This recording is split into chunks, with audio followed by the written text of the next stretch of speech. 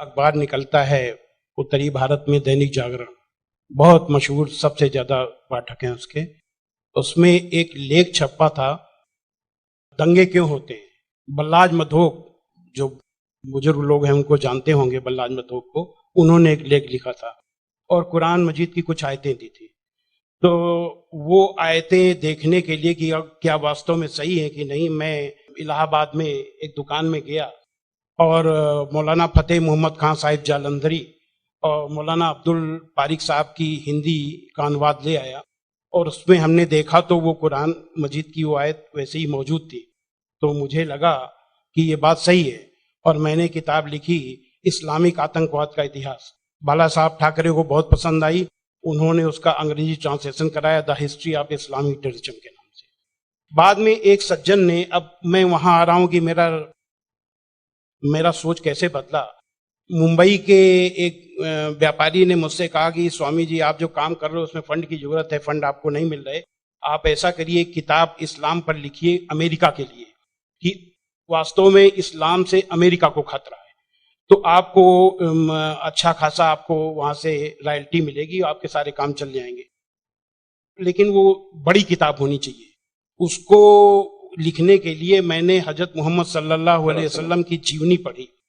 जब जीवनी पढ़ी तो जो कुरान मजीद की आयतों को मैंने आतंकवाद से जोड़ा था कि इन आयतों की वजह से आतंकवादी बनते हैं, लेकिन जीवनी पढ़ने के बाद मुझे लगा कि ये आयतें आतंकवाद को रोकने के लिए हैं, आतंकवादियों को।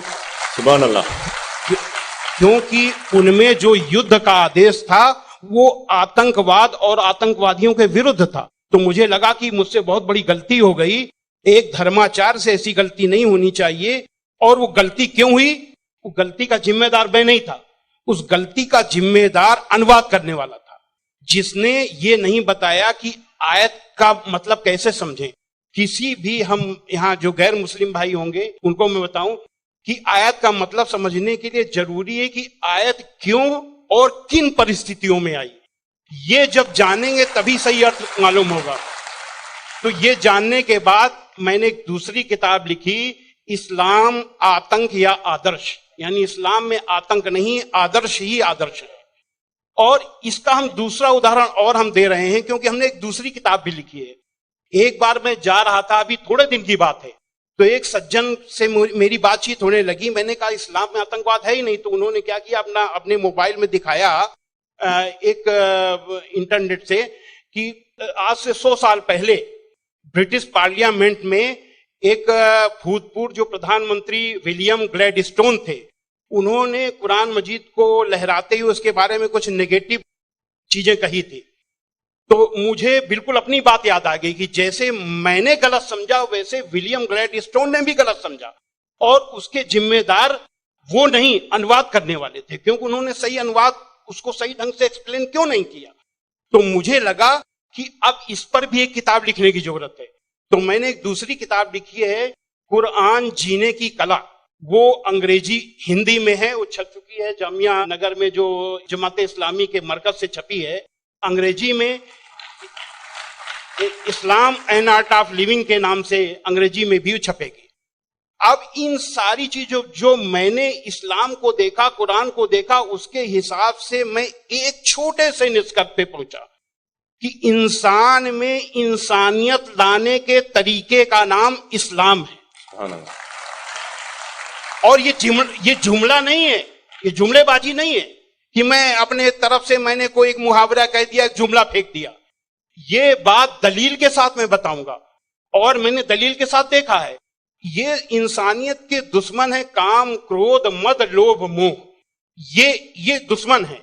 और कुरान मजीद में इन सब के लिए बहुत ही बड़ी बुराई बताया गया है और रोक लगाई गई है। पहले एक चीज हम काम को ले लेते हैं। काम यानी कि किसी भी महिला को, किसी भी औरत को अपनी बीबी को छोड़ करके, और दुनिया की जितनी महिलाएं हैं उनको अपनी मां, बहन, बेटी समझना, ये कुरान में बहुत ही सख्ती से पालन करने के लिए कहा गया है। अभी तक आप लोगों ने देखा होगा कि जो गैर मुस्लिम भाई सुने कि किसी भी मर्द को देख करके औरत को अपनी निगाहें नीची कर लेना चाहिए। लेकिन कुरान का क्या हुक्म है? कुरान के सूरा 24 आयत नंबर 30 में है, ऐ मोहम्मद मोमिनों से कह दो कि वे अपनी गैर जो भी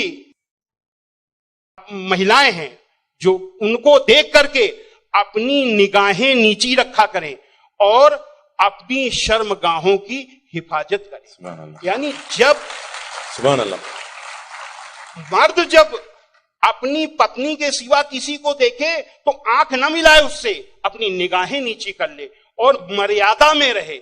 ये पुरुष के लिए ये बनाया गया नियम, और यही नियम औरत के लिए भी, दोनों के लिए वही नियम बनाए गए। ये नहीं कि केवल औरत के लिए। कहते हैं कि इस्लाम में औरत को दबाया जाता है, लेकिन मर्द के लिए कितना सख्ती से नियम बनाया गया।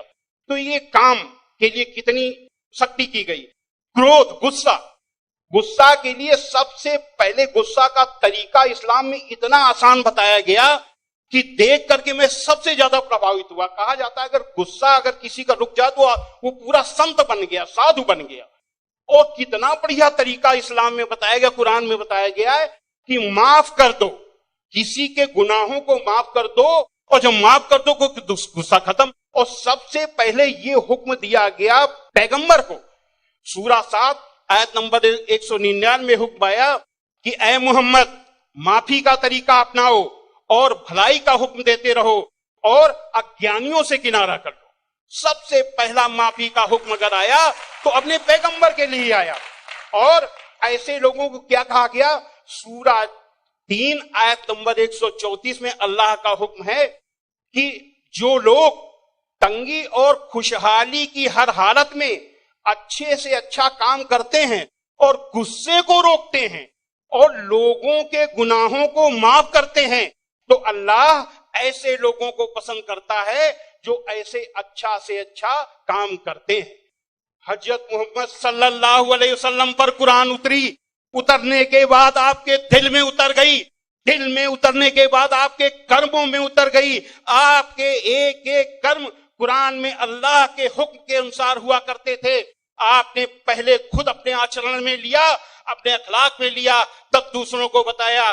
फतेह मक्का के दिन वो अबू सुफियान जो आपके खिलाफ मक्का की एक एक लड़ाई में आपका के खिलाफ नेतृत्व करते थे, जब वो सामने पड़े फतेह मक्का के दिन, तो हजरत मोहम्मद सल्लल्लाहु अलैहि वसल्लम ने कहा कि आज अबू सुफियान को माफी, और जो अबू सुफियान के घर में दाखिल हो जाए उसे भी माफी।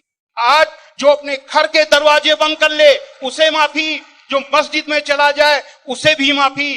अब आप सोचिए, जिस मक्का में कदम कदम पे आपका विरोध था, कदम कदम पे आपके रास्ते पे रोड़े अटकाए गए, और जो 10,000 लोगों की फौज के साथ आप जब पहुंचे तो किसकी हिम्मत थी कि सामने होता? सारे के सारे लोग छिप गए। जब हजरत मोहम्मद सल्लल्लाहु अलैहि वसल्लम ने देखा कि कोई नहीं दिखाई दे रहा, तो बहाना बनाया माफी देने का। ये बहाना क्या बनाया कि जो यहां चला छुप जाए उसे माफी, जो वहां छुप जाए उसे माफी, जो वहां छुप जाए उसे भी माफी। यानी किसी न किसी बहाने सबको माफी, माफी, माफी और माफी।